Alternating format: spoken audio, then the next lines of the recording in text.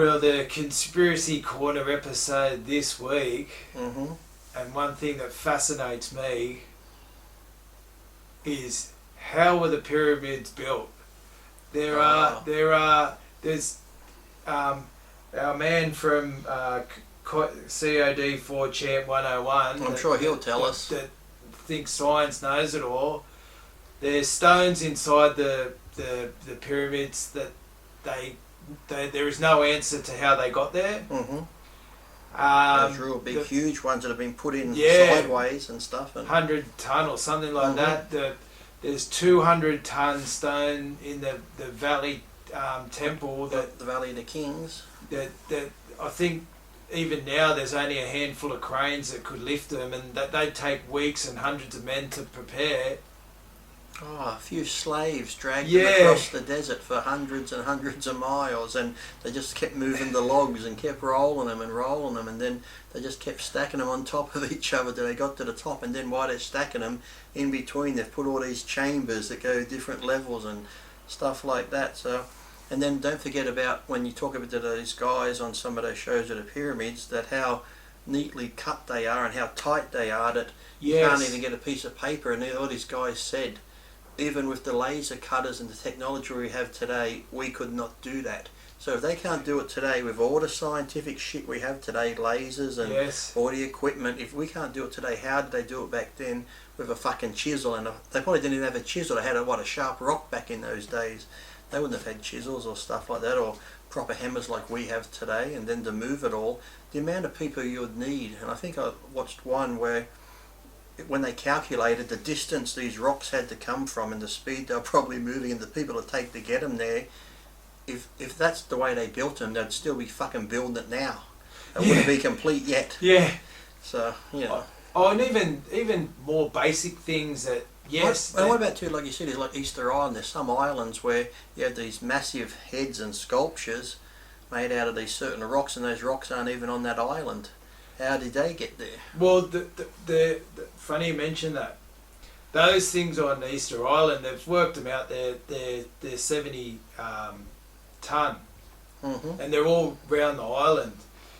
So how do you move? They come by ship. How do you move a 70 ton, even if it was carved on the island? How do you move a 70 ton object and then stand it up?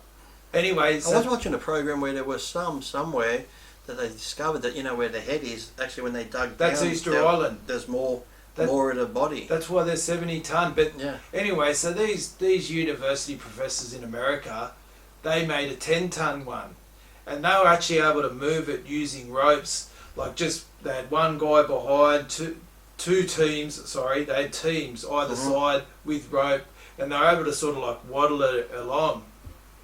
But as someone in the, you know, like I warehouse weight training equipment, you're familiar with training with weights. There is a massive difference between 10 ton and 70 ton, and you know there's massive. Anyone that's a powerlifter and was probably say benching 250 kilos, and if that's their max, you go to bench 255 kilos. That extra 5 kilos can fucking bottom you out. So. And that's what, you know, when this guy goes on about science and whatever, you know, there's a lot of assumptions. And how many people would you have needed on Easter Island to move a 70 ton? Oh, and how much rope? It would have taken up the whole island, or the people. It's not a big island now, come on. And also too, like, it was up and down hills, like they were moving this thing. That island's not a straight thing. When you look at it, they're all sitting on the side of cliffs type, you know, like where the cliff faces the ocean and stuff. That's not, like you said, it's not a flat ground. Half the ground's all like this, and I don't think that all the documentaries, I've seen of Easter Island, I don't think there's too many flat spots where they are. They're all on slopes, and imagine trying to drag that up or down a slope. Well, back to the pyramids, like, even if the story is true that there was, you know, like 100,000 people doing this, working day and night, you know, back then, even though that was one of the most fertile areas of the world, like just feeding them and how many people would you have? Yeah, like then you look at the pyramids, but then look at those where the temples, the Valley of the Kings is, where you got those temples carved into the side of the mountain, and you got those like statues of the whatever. How they're like what 30 feet tall or more, and they're all carved out perfectly smooth and stuff. So now there's so many things there, and then you have to explain then on these, inside some of these pyramids we have all the hieroglyphics and stuff, why there's drawings of like spaceships in the air, like the actual spacecraft where there's people pointing to them in the air. And there's one that had like a dome shaped thing, and inside the dome shape was a carved like person sitting in it. So now to the scientists, how would these people even fathom what something flying in the air, a disc flying in the air back in those days? Sure, we can say it now because we've seen it on movies, we've heard about it, you know, hear these conspiracy theories about UFOs when people try and debunk it, but back then they wouldn't have. The only thing they would see fly would probably be a bird, if that was it. So, you know, you wouldn't see any type of spacecraft or anything that was that weird. So yeah, but yeah, like I said, to do it, like I said, the pyramids and carve them out, the Sphinx and all those type of things, with what they would have had, like I said, they would have had the most basic of tools. And to build that and do that the way they said, it's just, I'd like to see it. Again, the jury's out on it. Yeah, and also, like, I think and I think I saw a program too, like I said, the original one where they originally thought, you know, getting the big rock thing from this quarry that was hundreds of miles away and then bringing it by on the logs and keep moving it. They said that the amount of time it would have taken to do that, they've pretty much squashed that, going, no, I don't think they could have done it that way because it would have taken too long, and to bring them from the quarry and that, and then to build them. And like, to build the pyramid, you're going to have to start at the base, aren't you? So then when you get to the very top, how did they get that one up there? And some of the pyramids are so big, they talk about they build a ramp. And, and like, if you had this ramp that was to get to the top of the pyramid or to put the different layers on, the ramp would have been almost a mile long or two. No, I think it, like, to be 10 degrees, it had to be like 8 kilometres or something. Yeah, so there you go, an 8-kilometre ramp, and then you got to still drag that thing up a slope, and as it gets near the top, it's going to be a little bit more steeper. How are you going to get that right up there? And who's going to build that ramp? No, well, the thing with that is, what was the ramp built out of? Because of the weight and the height, the ramp had to have more rock in it, so it would have been like an engineering feat to build the ramp, and the ramp would have had all this rock. Where's all the rock gone from the ramp? And that adds like further years to the. You would have had to taken the ramp down thing, and it would have had to been, like you said, a massive ramp, wouldn't it? Well, another interesting thing is the age of the pyramid.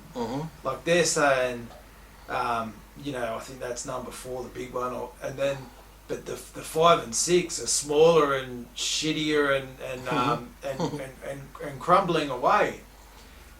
Normally, how technology goes is we get better and more efficient. My thing is, well, if they were able to build that many years ago, where's the other equivalent structures that... Well, fuck, look at homes in Sydney. They built brick houses 100 years ago and that are still standing perfectly fine. Now we've got apartment buildings in Sydney that have been 5 or 6 years and the cunts are falling down and cracking. People can't even... 5 or 6 years old. People can't even build shit these days to stand up. Look at homes in the old days. Look at, even in England, some of the castles they built hundreds of years ago are still fine. People are living in those old mansion time homes built back in the 1700s, like castles are still there. We can't even build homes now. Sure, they're using different materials and stuff, but you know, the technology they would have had back then to build the pyramids is like, I don't think we're ever going to know. I said it before, with all the hieroglyphics, we can assume this is what they're trying to say, but unless you had someone that's passed on down through the years, this is what that symbol means, this is what that means, we're never going to know. We can assume, but if somebody was to come back from that time and go, hey, you got it all wrong, that's not what it means at all, or if you could go back in time and see who built the pyramids, I would honestly say there would have had to be some alien technology or, you know, help from another world to build it, because humans back then, like I said, the Aborigines wouldn't have built the fucking pyramids because they didn't even have a wheel. They were too busy hand painting. So, you know, they wouldn't have been able to do it. So the technology back then, because when would they say they were built? What AD? Yeah, no, about, I think it's about 4,000 years ago. Which, like, to considering the, you know, the workmanship inside and the fact that it's still standing, like, 4,000 years is a long time, and you think, you know, you out there in the wind and the rain and the... Yeah, like, you know... I like that show where it showed you inside and the way they had the different tunnels inside and how they would have had to build them inside with these tunnels on the angles that go up like this and stuff like that. How would they have had the thing to build the rocks around them to get the tunnels? And then, like you said, inside some of them it looks like the pyramid on the outside, but when they go into the pyramid, there's like doorways that are sloped like this, and they've got those big huge rocks going across like this, like making a door frame. So, you know, like I said, the top engineers, if they say they can't do it today with everything they got, well, how the fuck did they do it back then? Well, that's what absolutely fascinates me about this whole thing. It's you know, and to think with all the great minds we have today that have in engineering, in science, in all this, and those people back then would have been very basically in science and engineering or whatever. They would have just been thinking, okay, let's try and put our heads together and move this rock or build this like that. You can't tell me that those people that were that far back had all that knowledge to build that without some help from some other world. And me working at NASA now, they do exist. Yeah, I'm fascinated. I don't think we've got an answer that satisfies me. You look around the world too at all those other countries, the Incas, some of the temples they have, those massive ones that are being built and stuff like that, they fucking just as high. And then you get the ones that are built into the sides of cliffs. It's like, well, how the hell did you get up to there? And, you know, like they're actually carved into the cliffs, these homes and shit. You think what they do, hang off a rope, and how long did it take them to hang off a rope and carve into the side of the mountain? Like, how long did it take them to do fucking Mount Rushmore? Oh, look, there's sites all around the world where they're finding that rewrite the timetable of man. Isn't it funny too, where a lot of the pyramids are, they're in the same sort of latitude and longitude and whatever in every country around the world. And then remember the pyramids on Mars they found that look like pyramids, and some people say nah, that's just a shadow of different land masses and that. But there was like one pyramid here, a big one, and two smaller ones. And when they worked it out, those pyramids on Mars, if that was Earth, they'd be in the exact same location as the ones in Egypt. So it's like, oh, what? So those shadows on Mars that look like a pyramid are just, you know, an illusion that they're in the same, you know, where it is on Earth. No, that's why I think, you know, there's there may be some sort of. And the worst thing is, I'm sure the government knows. It's like, you know, you watch that what's his name, Lazar, the one that came out about Area 51 and that. There's a new documentary on him and the stuff that he came out with and the stuff that he said that he saw and they had and everyone denied it. Now this element that he mentioned back then in the 50s when he talked about the UFO technology, this element now has suddenly come to light, and they do have this element which he said back then, and he talked about all the UFOs and reverse engineering, and he described how they all worked and that. So a lot of people believe him because all the stuff that they tried to say bullshit has now come to light that it was true. So, you know, the government knows, and they've got alien craft and everything else. They just don't want us to believe it. But here you go. You can have videos on alien spaceships. You can have top fighter pilots say they've seen them. Even this guy here who believes we went to the moon. There have been top astronauts that have been to the moon and the space that have said they've seen UFOs. But if you say that there's UFOs and you've seen them, oh no, you're an idiot, you're this, you're that, you're crazy. But yet someone who's never seen Jesus or God, they can say a man walked on water, he broke up all his fish and fed the people, and this happened and that happened. They believe that. See, no. Could you imagine if you say there was no God, like you never knew of God, and I just came down and told you a story of a guy walking on water and another guy parts the ocean and everyone just walks on through, and a bush there that was on fire, the bush was talking to me and all this sort of stuff. And then I went for a walk through the forest and this snake come down, the snake told me to eat an apple. You'd be like, fuck, you're a nutcase, mate, you belong in a mental home. But because they say it's the word of God, that's okay. But if you say, you know, at least people that say they've seen UFOs, they've got video and seen them, and these are top people in the military that said they've seen them, they've actually seen them. Who's seen God? Well, I'm just waiting for some godly event to happen in modern times. Like, why does it always have to be? Well, I think slowly they're putting stuff out there, maybe with movies and stuff. You know, they're finally putting stuff out there where it's so that when the day comes and they say, yes, we do have UFOs and we have aliens, people will be like, okay, you know. Yeah. We thought you did, so, you know, it won't be such a shock as it would have been back when H.G. Wells did that War of the Worlds on the radio. And everybody thought the world was being invaded by aliens Yeah, with that broadcast back in the day. So I think at the point now people would be more accepting of it, but I truly believe the reason they don't, because could you imagine if they say, yes, all these years we're going to finally disclose that we do have alien spacecraft, we do have aliens, where the hell, if they say we've got aliens now and all this sort of stuff, where would that throw religion? That would be like, oh shit. Well, my thing is, it sort of ties the moon landings and the pyramids. I reckon, maybe it might turn out that oil was the biggest scam ever. You got this thing that you can pump out of the ground, like in Saudi Arabia, it comes out at a couple of dollars a barrel, and they sell it for 50, and we're all addicted to it. And then you go like to one petrol station here, it's $1.20. 3 blocks up the road, the same service station, $1.63. 40 cents more when you only go on 4 blocks, and it can be the same brand of petrol station.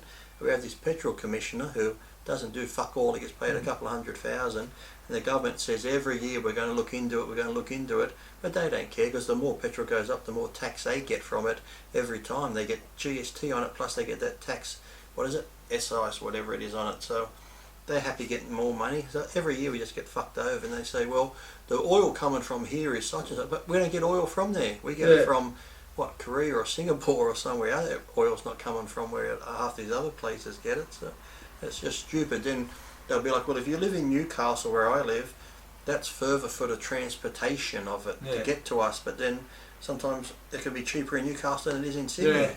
So if Sydney has the oil places right here at Port Botany, why is it $1.60 here but $1.20 in Newcastle? So it doesn't make sense. It's all a fucking rip-off. No, I just think that maybe there's some way of moving those, whether it's moving stones or moving a lunar lander to the moon, that you don't need to use conventional power source. Bob Lazar in that video who's explaining, you have to watch it, it's on Netflix I think, or one of them, the propulsion thing where it sort of bends time. He goes, these craft would move by not fuel or anything, it's more like they could somehow bend time. It'd be almost like you described it, like if you put 2 magnets, like the opposites facing each other where it pushes away. It's like that. That's how they sort of propelled. They just somehow used the air and space around it to jet propel that way by forcing the thing to turn. He drew a good diagram of it all, and then he goes, when they don't really fly like in the movies like this, they're actually like, if this is the base of the aircraft, in movies we just see them going along like that. They actually turn like that, and they go that way. So if it's going that way, the base would be here, and it pushes through that way. But he described it pretty well, and he drew diagrams of it all, because he said he's seen it all. He worked on, he goes, there's different classes. He worked on the lower section, isn't it? But then there was different sections of this craft where you don't know, because you've got your section, so you learn that, then other people are in different levels. So no one knows the whole thing, so you only know that whatever section you're in type thing. So I think they've got the whole world, like you think of how many barrels of oil are sold a day, and then it might come out in whatever. Look how cheap it is over there, like you said, where you get it from, a couple of cents. But you use this propulsion method, or they say sometimes that there's stories that they were able to lift stones with a certain instrument that made a sound wave, and they've experimented with stuff like that before, where they've used sound waves to sort of render people useless. They can have certain frequencies where your body just shuts down. They've had sound waves that have actually destroyed stuff. Not the fucking, we're not talking about the marching around the fucking walls of fucking Babylon blowing our trumpets like they did back in the day.